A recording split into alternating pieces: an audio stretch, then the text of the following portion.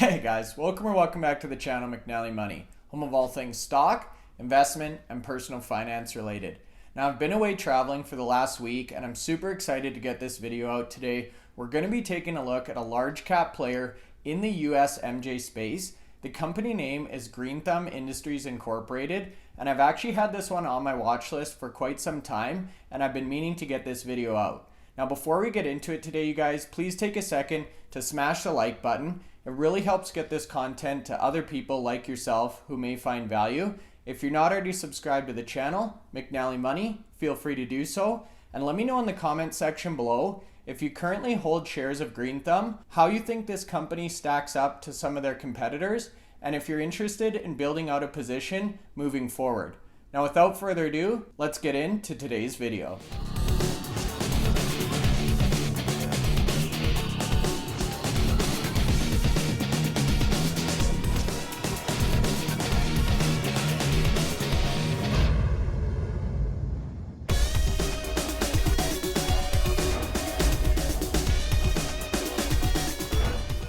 Okay guys, so welcome back to the channel. I know I've been on a little week-long hiatus here. I was actually doing some traveling. We had a wedding to attend out in British Columbia. I'm back this week. We're going to be starting the week off with Rythm Industries Incorporated. Now, funny story, at this wedding, I was actually talking to some of my buddies about some MJ or cannabis related stocks here in Canada and in the US. And one of the guys actually mentioned two companies that I've been meaning to get out on this channel. One of them was Rythm. We're going to talk about the second one in a second here, but it was super timely because I wanted to get these out. I wanted to talk about some more large, medium cap type of companies with that US exposure. As you guys know, my big play in the US right now is Cresco Labs, and I think Rythm honestly is a pretty formidable competitor to Cresco. They're very similar in a number of aspects, and we're going to cover that in today's video. So in terms of video format, we're going to be doing a deep dive analysis on Rythm Industries. We're going to go through their investor presentation. Then we're going to wrap it up with some of the numbers that they just came out with in Q2 and look at their sequential and year-over-year growth. This company is super special, you guys, for one big reason, because they're actually generating positive net income, which is very rare in the MJ sector at this point in time. So to kick things off here, we're going to look at the chart. Now I have a one-year chart pulled up. As you can see, this is as of close on Monday here. They closed out the session at 28.50 US. So this trades on the OTC under the ticker symbol GTBIF.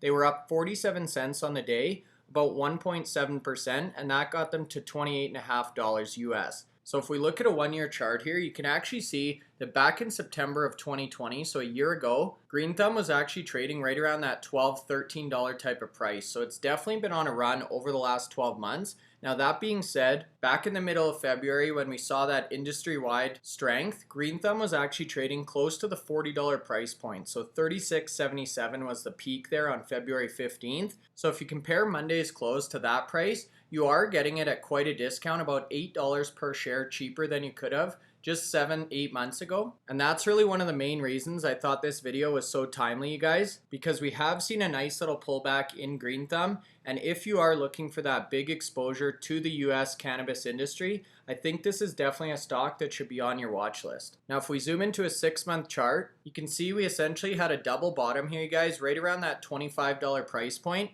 on September 10th, and then again on September 20th. Now, we don't talk a lot about charts on this channel, but one thing you can see here is previous support levels, you guys, become new resistance levels on the way up. So on August 20th, it hit support at 28.46, and Monday's close was actually a couple cents above that at 28.50. So we are starting to see a bullish breakout here, and that's why I thought it was really timely to get this video out now. In case you are looking to pick up shares, I think it's probably an okay entry spot right around this 28.50 type of price point. And Rythm really may be looking to retest some of those highs around that $32 level. Now in terms of market cap, again, this is on the US side of things here, you guys, about $6.3 billion. So it's definitely a formidable company in terms of market cap. Now I did want to just quickly pull up the Canadian counterpart. So Rythm is listed on the Canadian Securities Exchange as well under the ticker symbol GTII.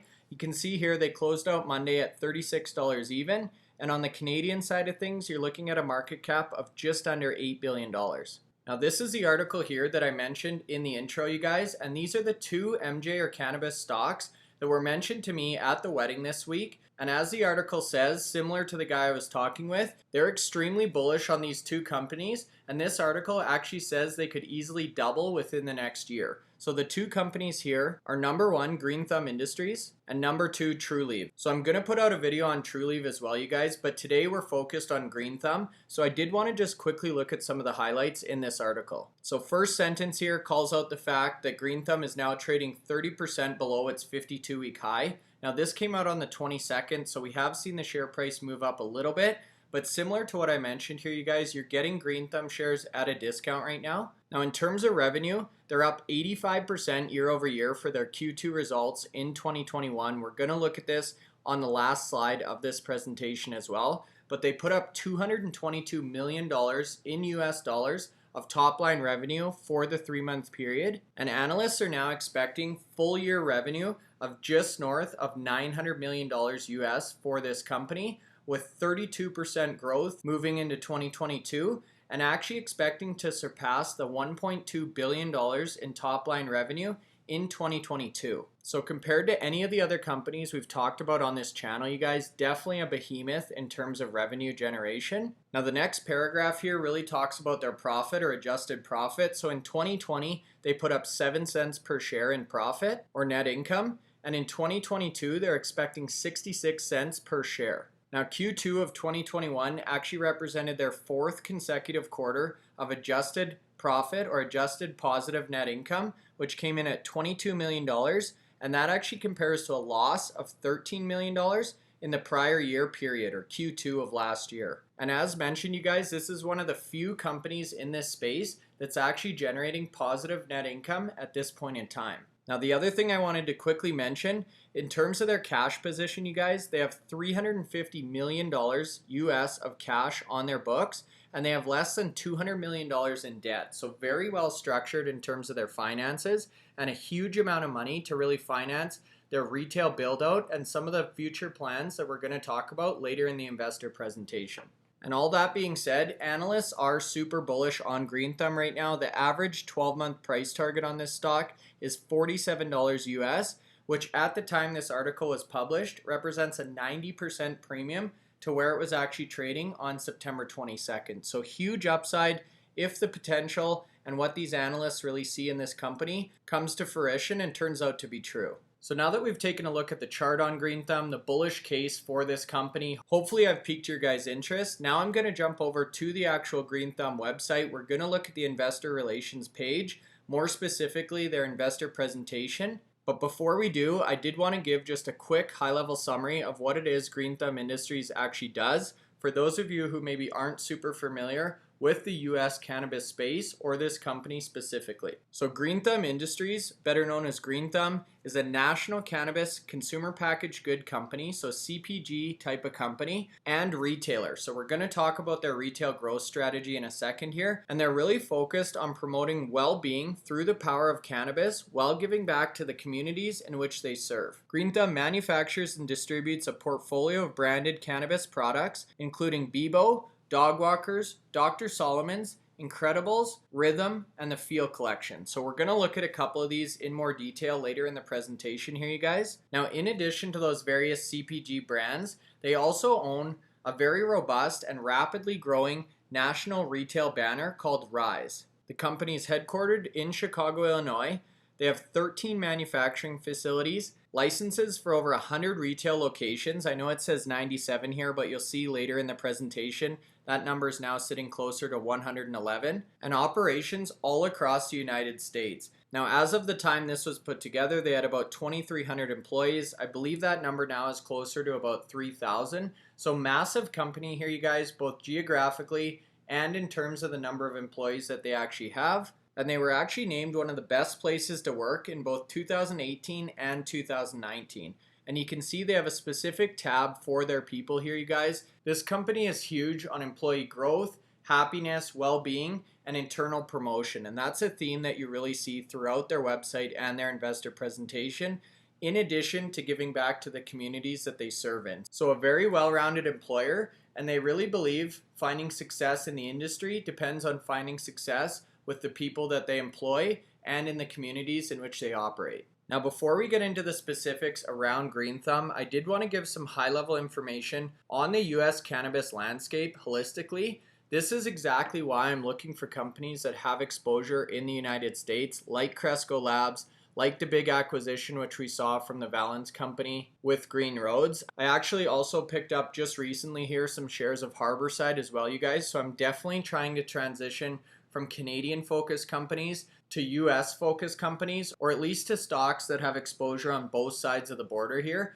because I really do think the opportunity in the US is massive compared to what we've seen here in Canada. So this page here, and specifically this graph, really talks about the momentum we're seeing in terms of social and regulatory approvals in terms of both adult use and medical cannabis legalization in the US. So for those of you who follow US politics, you can understand that many issues are very divided in that country. It's very rare to see bipartisan or both parties support a specific issue, and that's exactly what we're seeing here with the topic of legalized marijuana. So this graph here shows the percentage of people that think yes or support the statement, do you think the use of marijuana should be made legal in the United States? So back in the year 2000, only 34% of the population actually supported that statement. And if you fast forward 20 years to 2020, that number is now doubled, and nearly 70% of people in the US think marijuana or cannabis should now be legalized. So in terms of the population, nearly 2 out of every 3 Americans, so 66% of people in the United States, now live in areas that have access to legal cannabis. 18 states plus DC now have legalized adult use, while 36 states have now legalized the medical use of cannabis. Now, this page also calls out some big movements in terms of positive regulatory momentum. So you can see in 2021 here, they've introduced the Cannabis Opportunity and Administration Act. The other big one I saw here was back in November of 2020, where 5 states actually put cannabis on their ballot initiative, and all 5 of them passed unanimously. So that really shows to me, regardless of what federal regulation is doing, states are now seeing the benefit of legalizing this product, the tax revenue that it brings in, and the amount of money that it's saving in terms of crime prevention and crime stopping. And I think we've really now reached that critical mass where states are going to start to come on board, and legalization is really going to start to snowball across America. So now that we've looked at the regulatory landscape and we've talked about why I'm so bullish in that aspect, I wanted to look at the total addressable market here, or TAM, you guys, on the US opportunity of cannabis. So this chart here actually compares it to a lot of other products in this type of space. Now this graph is from 2018 data, so it is a little bit old, but they actually estimate the size of the tobacco market in the US to be $120 billion, beer to be $110, and third up, you guys, is cannabis at approximately $100 billion.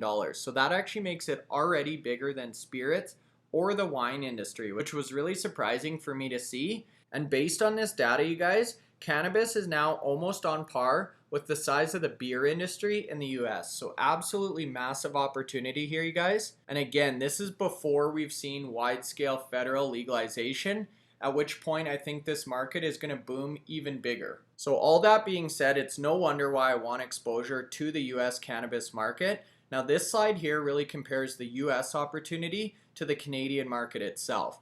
Now one thing that's super interesting is these numbers or multiples on the left here, you guys, that actually compares the market cap of all the companies that operate in the cannabis industry within each country to the actual revenue that those companies are generating. And what you can see below is the cumulative market cap of all the Canadian companies in the cannabis space are trading about 9 times the total revenue that those companies are generating. And if you compare that to the US, they're actually trading at only a 2 times multiple. So that right there is a perfect stat to illustrate my point of why I want exposure to the US side of things in terms of the cannabis market. Now on the right here, you can see some additional details here. So the total market opportunity you can see for the US is about $100 billion, which we just talked about, whereas the total Canadian market is sitting closer to about $10 billion. And that honestly makes sense. This is from July 31st, 2021, because the US has about 10 times the Canadian population. Now below the total market opportunity, you can actually see the annualized revenue of all the American versus Canadian cannabis companies. And then there's 3 snapshotted dates here. Each of them are from July over the past 3 years, which shows the market cap of all of the US versus Canadian companies in this space. So what you can actually see here, you guys, is the market cap of the US companies, so the dark green, was sitting at about $21 billion in 2019. It got cut in half in 2020, down to about $10–12 billion, and we've seen it really take off in 2021. So the total market cap, you guys, of all the US based cannabis companies in July of 2021 is now sitting at about $44 billion, which is roughly 2 times or 2x the annualized revenue, which was sitting at about $22 billion. Now what's interesting is if you look at the Canadian counterpart of that, it's almost the inverse. So the Canadian market cap of all companies was about $44 billion back in 2019. It's now just about been cut in half to about $22 billion in terms of market cap. But the annualized revenue of all the Canadian companies is actually only about $2 to $2.5 billion. And that's where you get that 9 times multiple in terms of market cap versus annualized revenue. So not only is the total market opportunity way bigger in the US, but the actual ratio of the amount of top line revenue the companies are bringing in to the value of the companies overall looks way more attractive on the US side of things for anyone who's looking to invest in the cannabis space in North America. So I thought this was a really cool graph. These are great pieces of information, not only if you're looking to invest in Green Thumb, but really any of the players in the US MJ or cannabis sector. So now we're going to shift gears and get back to focusing specifically on Green Thumb. So this is a great slide to show the company from a very high level or at a glance here, you guys. So again, you can see they now have over 3,000 people who work there or team members. Founded back in 2014, so they've already been around just about 8 years, which really makes them one of the longer standing companies in this space in the US. They've got 6 different in-house brands or CPG style brands, you guys, and they're actually distributing to 14 states across the US. Now on the other side of things, so their actual retail footprint, they now have 62 stores that are open and operational. And there's that 111 number, you guys, which we talked about in terms of their total retail licenses in their possession. So they've got the ability to really ramp up and add about 50 more locations. And that's where that big cash balance or cash position sitting on their balance sheet really comes into play, because it gives them the firepower and the war chest to aggressively build out these retail locations as they see fit. Now the final chart or graph here, you guys, shows their annualized revenue. So 2016, 2017, virtually nothing. They broke the $50 million milestone in 2018. 2019, they were up over $200 million. 2020, they came in at about $550 million. And you can see the consensus estimate for 2021 is right around that $900 million marker. So absolutely exponential revenue growth, and definitely starting to become a leader in North America in terms of the amount of money that they're bringing in. Now I mentioned in the video description that this is a great vertically integrated play in the US in terms of the cannabis space. And this slide here really talks about their 3-prong approach. So they've got the consumer products division, which includes 16 different cultivation and manufacturing facilities. Number 2, they've got the distribution network, so 14 different states across the US with access to 150 million Americans. And third point here, you guys, or third pillar, is really their owned or in-house retail channel. So they've got brick and mortar and online or e-commerce marketplace.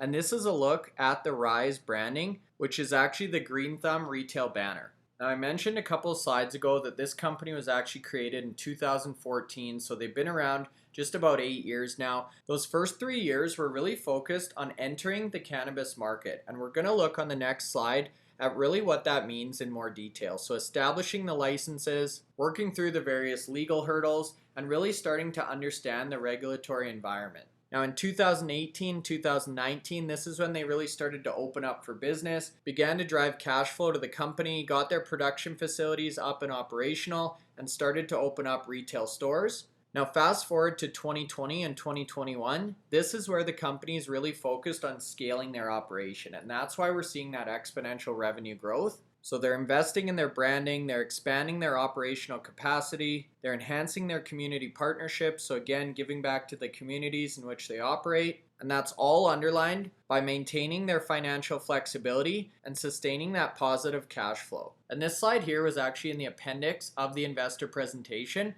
but I wanted to include it because it really does show the number of hoops that these type of companies have to jump through in order to establish operations in the cannabis industry. And for me, as a potential investor in Green Thumbs, this really shows the depth of the moat, or the amount of protection this company has from others looking to enter this space. So you can see it's broken out by their consumer products business and their retail business. And it actually mentions how each and every cultivation, processing, and retail license was either won, acquired, or purchased through merger acquisition type of activity. So if you look at Illinois, for example, in terms of the retail operation, it took them 4 years, so all the way from 2015 to 2019, to really establish a foothold in that state. They won their first retail license. They acquired 50% of another retail store in 2016. They acquired 2 operating retail stores in 2017, and then they acquired a 5th operating retail store in 2019. So this is a specific example in a specific state, but it really shows the length of time it takes to establish operations in a specific jurisdiction and the amount of effort it takes to set up a national distribution and retail platform in the United States. So this was super impressive for me, you guys, and again, really illustrates or demonstrates how difficult it is to break into the MJ sector in the US given the current regulatory landscape. So next up here, you guys, I wanted to switch gears and actually take a look at their different consumer products and the different portfolio of brands that Green Thumb currently has under their umbrella. So you can see on the left here, this is a portfolio of brands. So they've got Dogwalker, Rythm, Beboe, Incredibles, the Feel Good Collection, and Dr. Solomon's, which we mentioned in the intro. And each one of these really targets a different area of the consumer market. So everything from topicals to edibles, vapes, and then flowers, which is their Dogwalker brand. And they've actually modeled this portfolio of brands from the data that they're seeing in the US cannabis market. So they're actually looking at the percent of market share and the growth rates in each one of these different categories. And that's how they're building out their in-house portfolio of brands. And I thought that was super smart for a company of this size to really try and match or mirror what they're seeing from the consumers and have that flexibility to ramp up or down brands as the market and consumer demand evolves and shifts. So a lot of companies throw around the term data-driven decisions, but this is actually what Green Thumb is doing in practice here. Now, I did want to take a quick look at a couple of the brands that they offer in-house here at Green Thumb. Again, if you're looking to get invested in this company, I would definitely recommend you take a deep look at each and every one of the different brands that they offer. But the 2 that I wanted to call out are actually Dogwalkers and their Incredible edibles. So the Dogwalkers is really focused on pre-roll flower. You can see a picture of the packaging here in the bottom left. And this is actually an award-winning brand. And each and every purchase of this product actually gives back to local animal shelters or animals in need within the community. Now, in addition to that, they've also partnered with the Veterans Organization to give back or support veterans in the community. So I think this really resonates with customers and really hits home because, again, they're supporting the communities that they live in. Now, they also come in eco-friendly packaging, and they were actually recognized by Packaging World magazine. So for me, this is a good example of a great product with great packaging and a great purpose. Now on the other side of things, we've got their edible lineup. So this is branded as the Credible Edible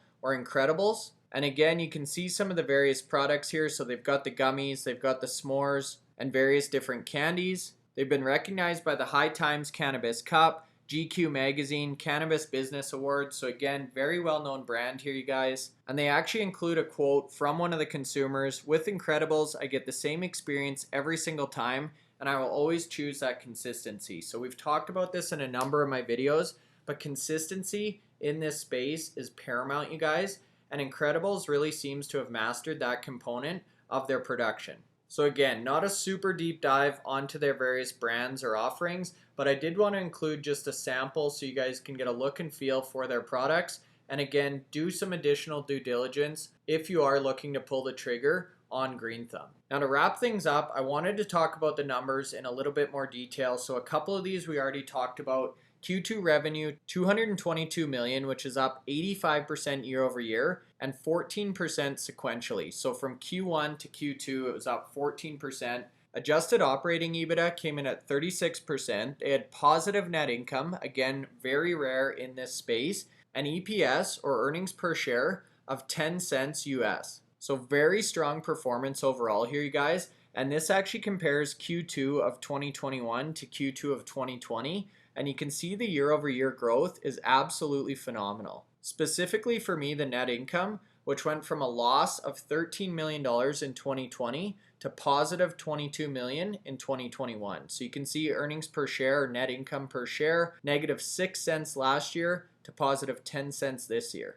Right below that, you can see their cash position. So again, well over $350 million, with debt coming in at $198 million. So very well set up in terms of their cash position and debt load. And then on the right here, you can see their quarter over quarter revenue for the last 5 quarters, along with their adjusted operating EBITDA, which now seems to have peaked or plateaued right around that 35 to 38% type of range. So overall here, you guys, I'm super excited about Green Thumb for a number of reasons. First up, it's a very well-established operator. We saw their long track record in terms of navigating the legal and regulatory environment. They're vertically integrated, so they've got a number of different pieces within the value chain. They've got operations in 14 different states, a huge retail network with a number of additional licenses still in hand or waiting to be built. They've got 100% exposure to the US, which we just talked about in terms of total addressable market and some of those favorable ratios compared to the Canadian cannabis sector.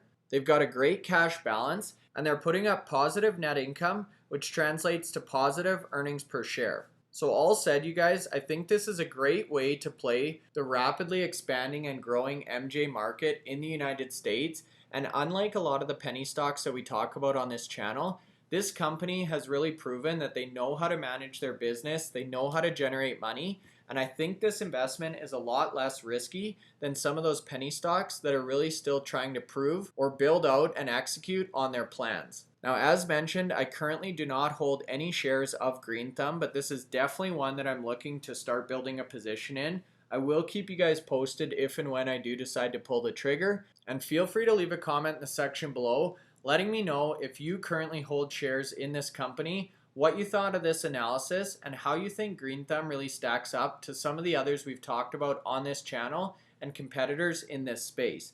Now, if you're still watching the video at this point, hopefully you found some value, so make sure you smash the like button, you guys. If you're not already subscribed to the channel, McNallie Money, feel free to do so. And on a final note, have a great rest of your day, and thanks so much for watching.